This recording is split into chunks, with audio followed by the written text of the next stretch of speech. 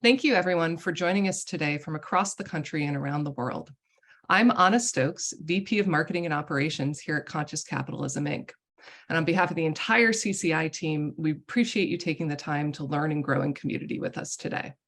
So today we're joined by representatives from our Great Lakes Bay Region chapter, Angie Krenz, who's our chapter coordinator, Gene Pickelman, who, in addition to being the chair of this chapter, is also the president and chief executive officer at TriStar Trust, and Beth Thieme, CEO at Amigo Mobility International, Inc., and chair of the Saginaw Chamber of Commerce.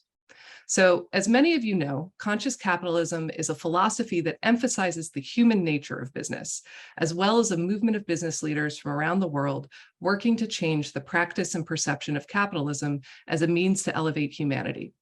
Conscious Capitalism, Inc. is a nonprofit organization dedicated to catalyzing that movement by creating learning opportunities like today's session and building systems of support for practicing conscious capitalists through our Senior Leader Network membership and engagement in our local chapters.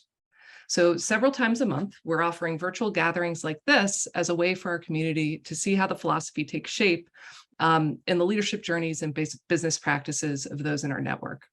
And each quarter, we're excited to be working closely with our chapters to highlight the four tenets of conscious capitalism. So today our focus is on stakeholder orientation, but if you missed the other three in the series, those are available on our YouTube channel. Today's gathering will run for about 45 minutes. I will provide a very brief overview of stakeholder orientation and also give you a slide deck to bring the learning back to your own conscious practice after today. And then I'll invite Angie back up to lead the rest of today's discussion with our guest speakers. So they'll be in conversation for about 25 minutes, and then we'll transition to audience questions during the last 10 to 15 minutes of our session. So use that Q&A box at the bottom of your screen, and we'll try to get to as many questions as we can during our time together. If you have any technical questions or issues, just email us at info@consciouscapitalism.org. So before I hand it over to our speakers today, we're going to take a couple minutes to go through a brief intro of stakeholder orientation. So stakeholder orientation is one of the four tenets of conscious capitalism, which, as I said before, is a philosophy and movement of leaders that believe business is a powerful force for good. Today, we're going to focus on stakeholder orientation, but everything is connected to create your conscious business, with each tenet helping to frame the others. The other tenets to keep top of mind are higher purpose, which is the why of your business beyond just profits, conscious leadership, which shows up as the active cultivation of these tenets and practices by a purpose-driven leader, and conscious culture, which is the intentionally developed social fabric of a company that promotes the organization's purpose and values. So stakeholder orientation positions business as a positive rather than zero-sum game, where we can create win-win-win outcomes for all. It asks us to keep our stakeholders in mind, even when they're not at the table, and to do so through the lens of your company's higher purpose. So we're creating a virtuous circle where value is being created for and across all of our stakeholder groups. So what's a stakeholder? So stakeholders are a very broad term that include all who are impacted by your business. So this very basic stakeholder map to the right here shows what we identify as the major stakeholder groups present in most companies. Your stakeholders might reflect this list exactly, or you might have some variation. So let's take a quick tour through these stakeholder groups and talk a little bit how each are approached through a conscious lens. For employees, higher purpose and solid conscious culture provide the foundation for engagement. And we want team members to find meaning in their work as well as community and enjoyment. Next up, customers must be thought of as human beings to be served rather than consumers to be sold to. You can do this by interacting with them with authenticity, transparency, and integrity to create that foundation of trust. Suppliers are critical for innovation and capacity building in your business. And by creating collaborative partnerships with suppliers, you are building a stronger business. So treating them fairly, understanding what their needs are, and ensuring that they too are able to make a profit while doing business with you is core to treating your suppliers and vendors well. For investors and shareholders, the goal should be a mutual respect and trust that the company will be a responsible steward of their investment over the long term. So as you would with suppliers and team members, conscious companies should select their investors with care to assure there's alignment on purpose and values. And then commitment to society and communities does not just mean philanthropy. It means being a good citizen by leveraging your unique assets to help the communities in which your business works thrive. So this can take many forms, including philanthropy, but also pro bono work, unique partnerships, and even the value that you're creating through the other stakeholders who are also members of that community. And finally, conscious businesses think caringly, creatively, and strategically about the environment and work to prevent, remediate, and ameliorate negative impacts on that important and silent major stakeholder. So as you get more advanced in your conscious practice, you'll begin to also identify secondary stakeholders and map the interdependencies and relationships between the groups. So we put together a couple quick examples from our community of stakeholder orientation and action to show, and one of the common threads here is that no matter who you define as your core stakeholders, treating them as partners who are valued and cared for will benefit all and support business growth and stability. So here with Vital Farms, in addition to the 6 stakeholder groups we outlined in the previous slide, they also add the farmers and the cows and chickens who produce their butter and eggs to their stakeholder map.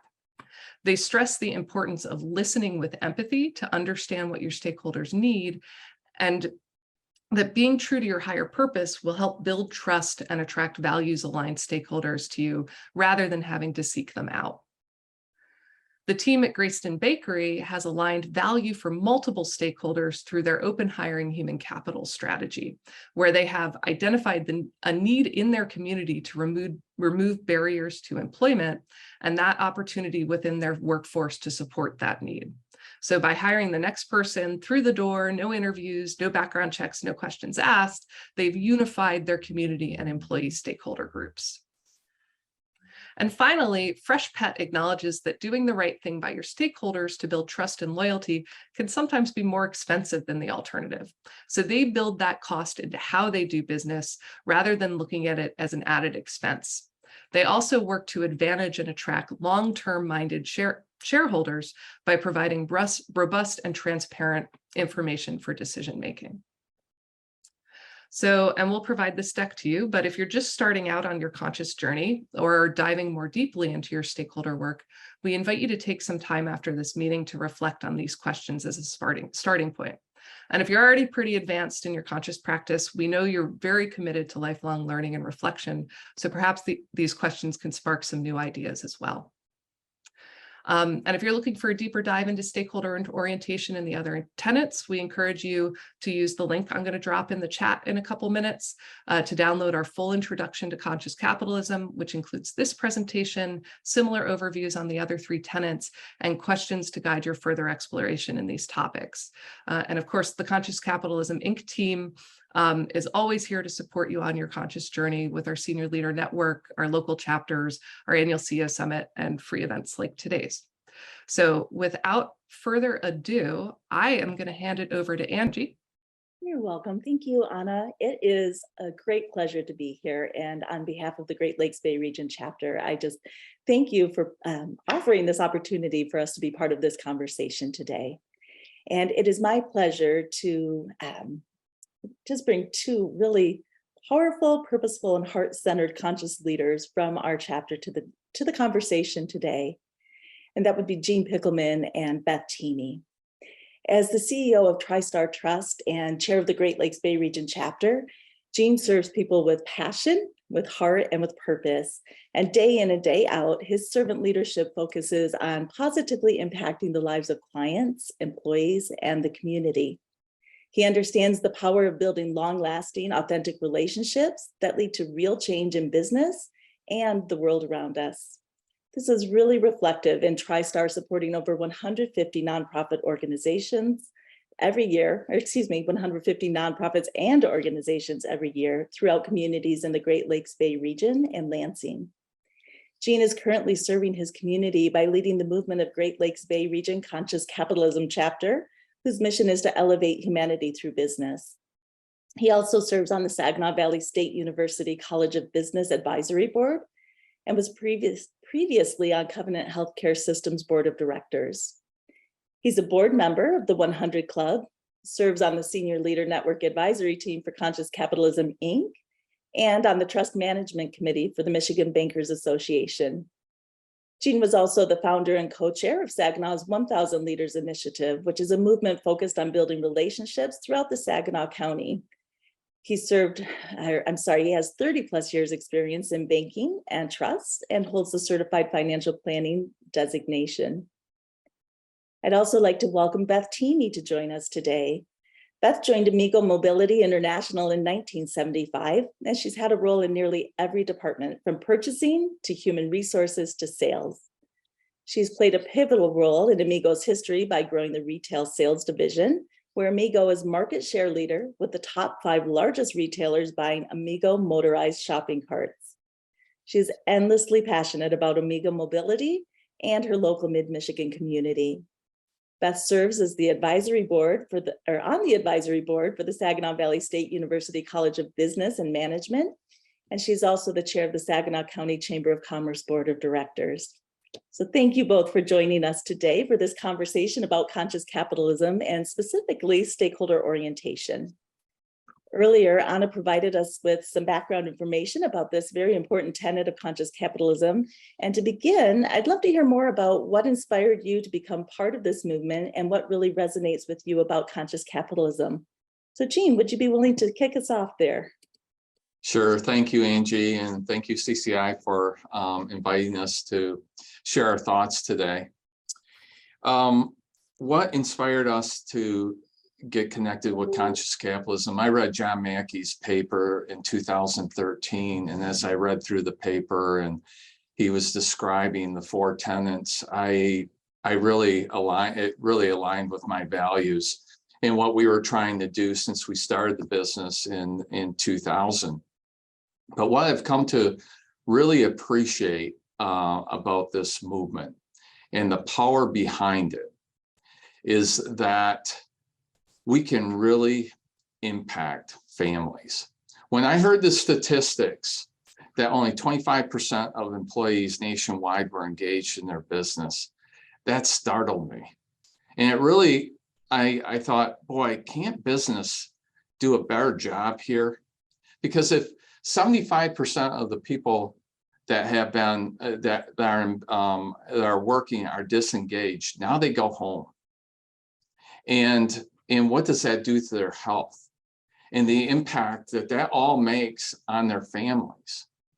Well, I soon began to really realize is that if CEOs can pay more attention to the culture that they have and make a difference in those employees' lives, and we can raise that from 25% to over 50%, we're impacting a lot of families, which will make them stronger. And so I look at the business, especially today, with the mental health issues that are going on. I mean, if there's one thing we as the business community can do is create a great culture for people to learn, grow, and develop. And when they leave our building and they go home at night, they can have a positive experience with their family. I believe we'll do a lot to really impact not only those families, but our community as a whole. So if we can impact families, I'm all for it. And that's what I try to do. Thank you, Gene. I love that.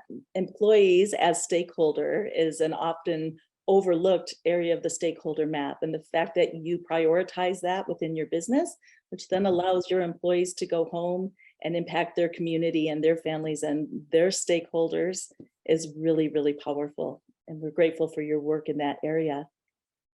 Beth, do you have a specific aha moment around what brought you to conscious capitalism? Well, first of all, Gene introduced us to it, and we have a mission. Our company's mission is improving lives through mobility. And so it was pretty easy to have that human connection and be able to relate to people, but it was very customer focused.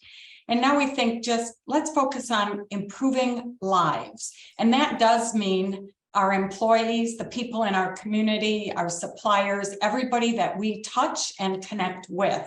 So it's kind of challenged us to look at other areas where we can lift people, improve each other, and tighten that connection of working together.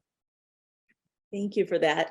I love, Beth, that you can hardly walk into a store and not bring Amigo mobility to the surface of the stakeholder orientation and seeing the impact that your company is creating in the world. It's really a powerful visual for sure. So thank you for your work as a conscious capitalist as well.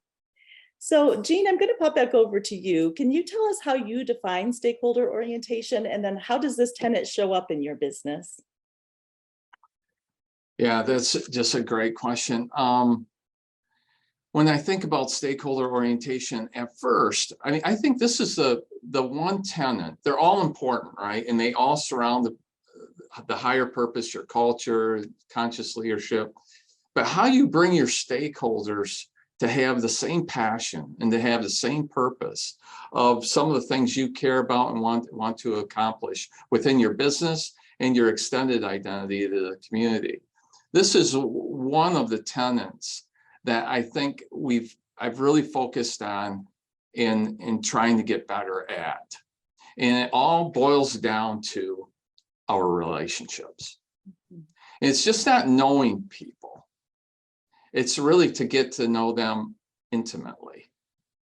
And for example, I'll just take one short example, is how we view our strategic alliances. These are people that we need in order to really deliver our wealth management services. And they're from California to New York to Kansas City, all over the place.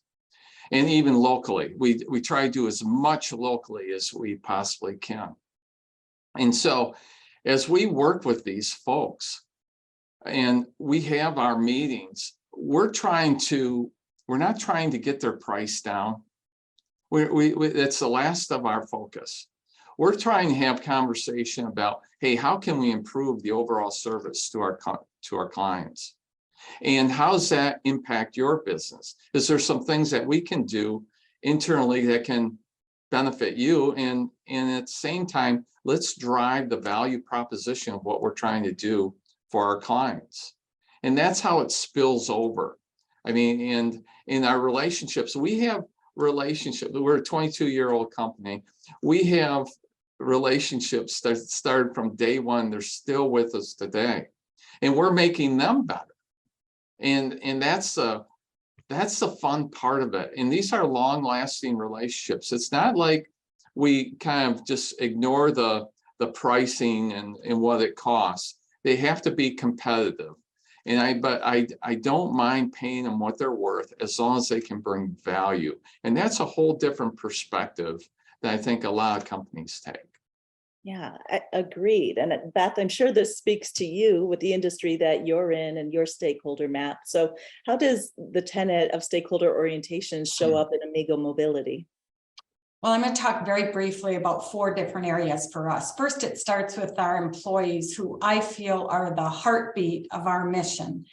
Our employees, we really work hard to put together individual development plans for their careers so that we are focused on promoting from within, helping people grow and develop in their career if they're interested in that, and support that. So when we need help, we first look at the team we already have and say, could we lift somebody up within that team and help them? The second is community. Our associates and our leadership are very encouraged to be active in the community, and not only from a sense of giving in a charitable way and contributing to nonprofits, but also to network with other businesses, because we're a brotherhood and a sisterhood with each other. And we frequently will call about insurance questions or HR concerns or issues or challenges, and how can we help one another? We even had a product challenge one day, and we called another company who's in manufacturing, and they had us bring the parts over there, and they helped with some of their equipment to work on it and solve the problem for us. Then we look at our suppliers, and I still remember back, Amigo's a 54-year-old company now, and about 25 years ago, we were really struggling financially. And we sent out a letter explaining exactly where we were to our suppliers. And we asked them if they would consider discounting their outstanding invoices. And 95% of them did. And so what it told us is we were a community with them. They were in support of our mission. And just recently, one of those suppliers who's been with us for 27 years is having a similar problem. And they are asking for our financial help. And at first our team said, no, we can't, we've got our own challenges. And I said, no, remember what they did for us. We're going to help them. And then lastly, environment. We kicked off in 2008 a recycling business within our company, and we got back so far this year almost 7,000 motorized shopping carts. And they come into our facility, we take them apart, we harvest what's good on them, and then we properly recycle the rest. We not only take back our products, but our competitors' products. And we go that extra mile with this information. We write down some ideas for our competitors that will help them improve their products. Relocating a controller, changing to a different gauge wire. People think it's kind of crazy, but it goes back to if you lift yourself and others along with you up, we all win. And it makes for a better community. And we truly believe in that. I love that, Beth. And I can speak from somebody who sits on our chapter board meetings. We have wonderful leaders who are conscious collaborators in this environment, and competitors once they get out into the world, but always in an effort to lift each other up and use their business as a force for good. And I know that you and Gene are actually part of each other's stakeholder maps also. Would you mind touching on for a moment how you've reached out to Gene as one of your stakeholders to have some impact within your organization as well? So Gene's company comes because one of our goals with our associates is we want them to have the ability to retire. That's important. We don't want to have to work till the day you die. And so we worked with Gene's team to come in and put together a 401k plan for us, of which we have 98% participation, and we constantly have good growth rates. And then also, if you're going to be a conscious capitalist, you can't say just your company is, you have to adopt also personally. So our children, we have 4 children, and my husband and I put together a family foundation so that we take a percentage of our own income and we put that back into the community. Beautiful. Thank you for sharing that. So as a business leader, you're both business leaders, you're both dealing with really diverse sets of stakeholders. Gene, what would you say is the most important thing you continually do to build and strengthen relationships within your various stakeholders? Well, that's a great question. The first thing that comes to mind is really our employees. I think when we first started out, I was so client-centric. I mean, that was it. We did everything for the client. We're going to do, I don't care what it is, we're going to do what's right for the client. And I neglected how it impacted the other stakeholders. Today, I just realized through the stakeholder orientation that everybody needs to win. It needs to be a win-win-win all the way through. But I'll tell you what we've done is we've really spent a lot more time on dealing with our employees. In fact, our core business strategy now is to develop and train and grow our employees. We feel that if we treat them right and we're helping them grow, I mean, we've tripled our training and development budget so that we can give them the training that they need to really excel in their job. And at the end of the day, it really benefits our clients. And not only that, our other stakeholders as well. They know that if they're contacting any part from our operations to our human resources, to our relationship management, our investment division, whatever it is, that they're going to deal with very, very competent people who know their stuff. And that when it comes down to the clients, they realize that as well. But it's because we're spending so much time and effort now in developing them. I've used this, if you haven't already, I want to put a plug in the Conscious, Capable, and Ready to Contribute book by Ed Ofterdinger and Catherine Allen. Our firm works directly with them. And again, they're one of our strategic partners now.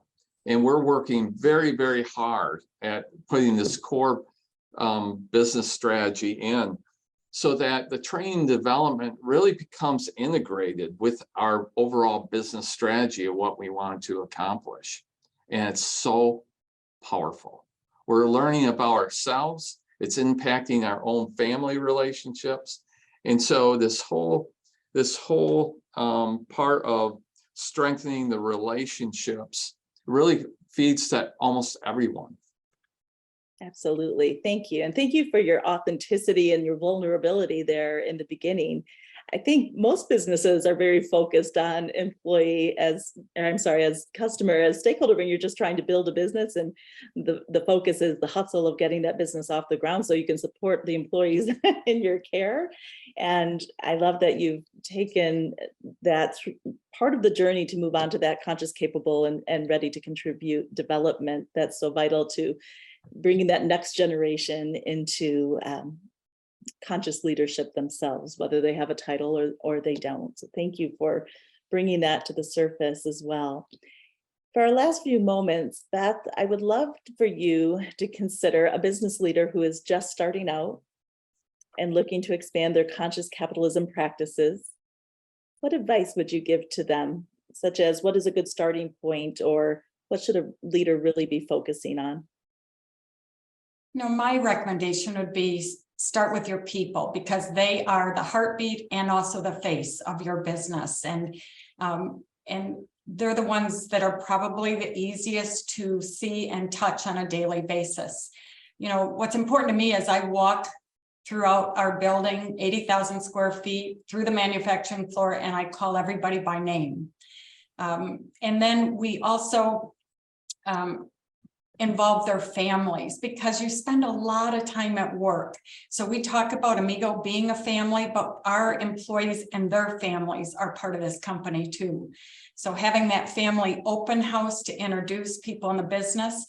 And then something we've done recently is in a manufacturing kind of facility or a larger company, one of our employees said an envelope was dropped off for me, and she said, I bring it up, but I don't know where your office is. And a light bulb went off to me, and I thought we should all know where each other is. And so we break our team into groups of 8 to 10 people, and throughout the month, we bring them into every area of the business so that they briefly understand what that group of people is doing, what our sales team, our service team, our quality team, our manufacturing team, because some people's sales don't get to the manufacturing floor and watch them. Manufacturing doesn't get to the HR office or to my office. And we want that level of comfort that we're all one. We can have open communication, we're accessible, and here's where I live here.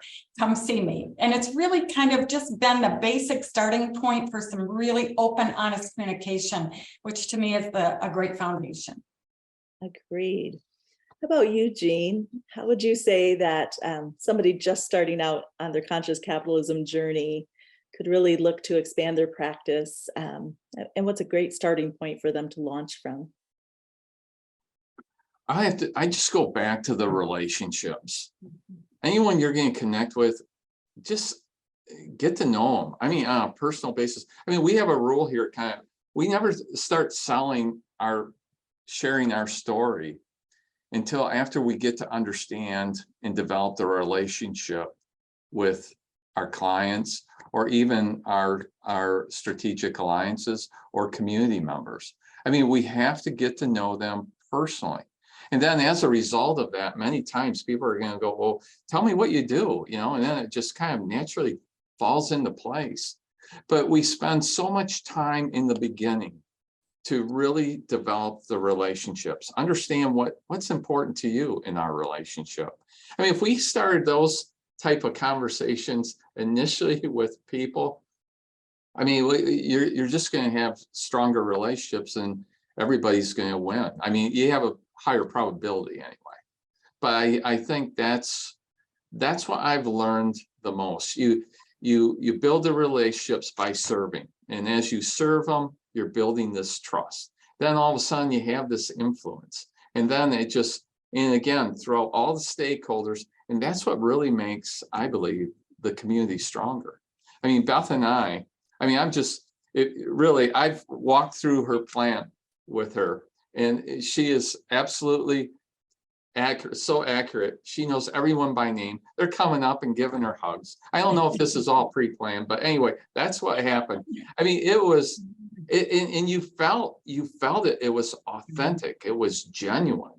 And so again, getting to that level of the relationship, just not knowing who they are, but what they're all about, I think you'll benefit from that. Agreed. And everybody matters means to approaching your business is such a powerful way to embody conscious capitalism and invite everybody into that practice with you. So Beth, as we wrap this up, what is the impact that you see in the community when a business is really engaged in conscious capitalism?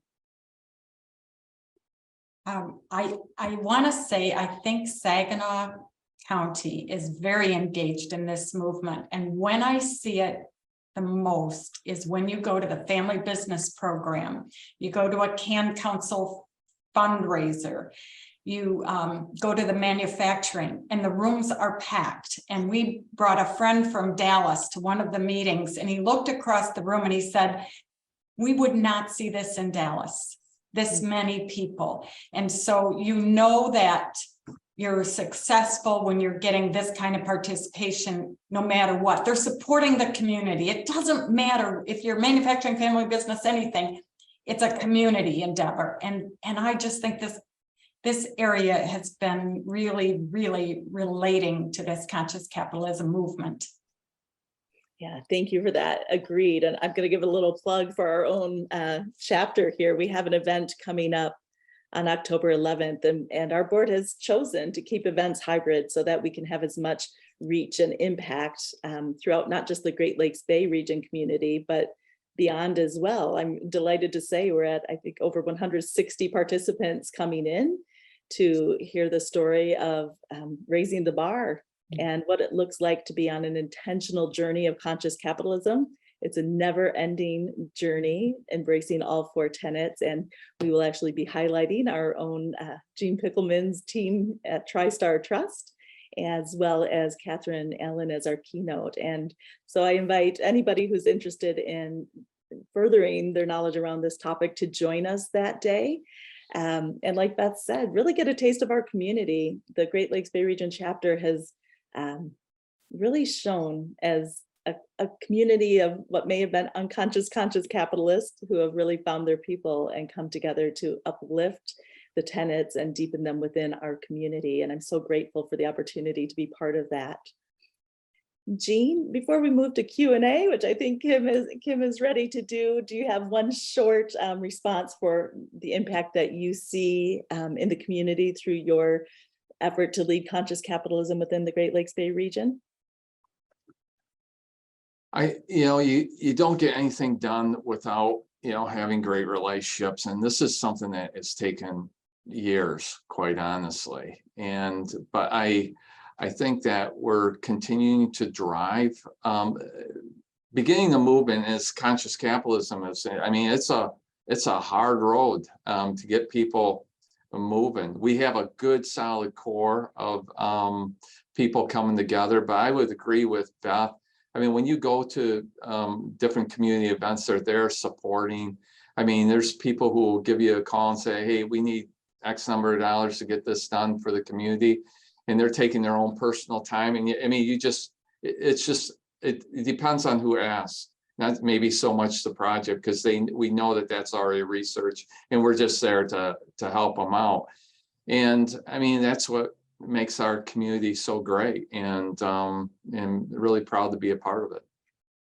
Well, thank you. I am as well. And with that, I'm going to turn it back over to Kim to bring some questions from the audience to the table. Great. Well, thanks so much for this amazing conversation. I know I have my own personal questions, but we'll get to a couple of the questions that are in the Q&A box. And Angie, I'll also drop a link at the end to upcoming events, including the upcoming chapter event. So if folks here want to attend, like you said, we'd love to have you. This question is from Sarah to Beth. She would love to hear more about the suggestions, or hear how your suggestions to competitors were received. She really loved that idea of how you're helping out everybody, even your competitors. So if you can just elaborate a little bit on that. So I think initially there was some suspicion, like what's going on, because it was very unusual. But I was at a conference, and the VP of sales of our competitor, I was walking by, and I believe in competing heartily, but very friendly. And so I was walking by, and he put his arm out and he grabbed me and gave me a hug, and he was in a circle of people, and he said, "I love her and I hate her." He said, "You know, we are competitors, and she's won some of these business deals from me, but I admire how we can work together also." And I think finding that common ground, I mean, I still want to beat the competition. I'm not going to give up easily, but why not do it in a way that helps both of us? It just, we have fun doing it. We're very good competitors, but it worked out well in the end. That's great. Thanks for sharing. And this question is from Mark, and I think it can go to both Gene and Beth to weigh in. We understand that for any cultural shift to take place, it must be embraced by the CEO and executive management and aligned from the boardroom to the break room. However, in some experiences, there have been some organizations where purpose is not embraced by top management, yet is yearned for by the vast majority of team members. How do you make it possible for middle managers or even entry-level team members to have a voice that can help make change? And I know it might be difficult because you all are in management positions and you have fully embraced this. But if you can kind of flip it around and see how someone from the entry level might find that voice to inspire and encourage. Yeah, we have a program here in the Great Lakes Bay region that is run by Mark Sauter, and with coordination of with Angie. And this program we use it as part of our overall leadership development for the people in our firm. And it gives them, it's a workshop, a one-day workshop. I think it's really about 3 or 4 hours. But we start out and they hear firsthand what the 4 tenets are and how they work together. And then through that workshop, they start working on something within our company that they would like to see improved.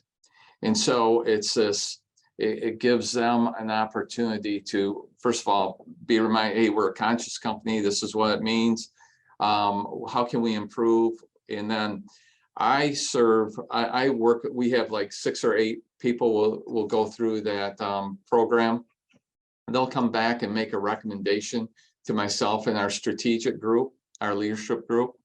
And we engage with them, hear their stories. They have a little platform. We want to see them be successful.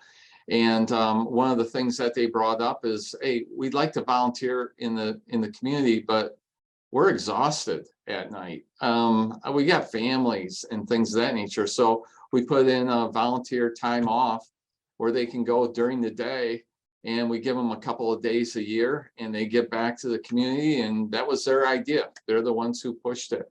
So we have different programs like that. The name of the program, Angie, what's the proper name?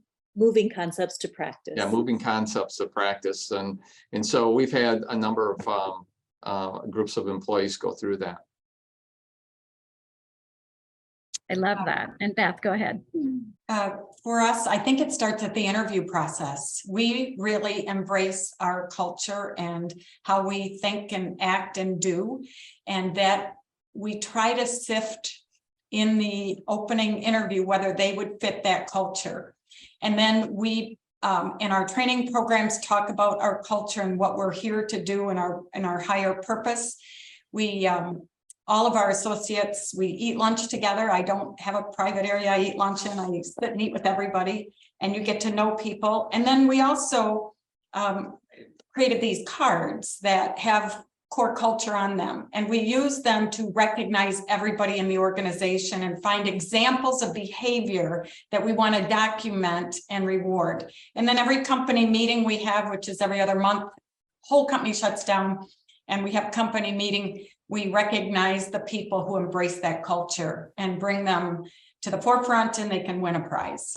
So. Oh, how fun. That sounds amazing.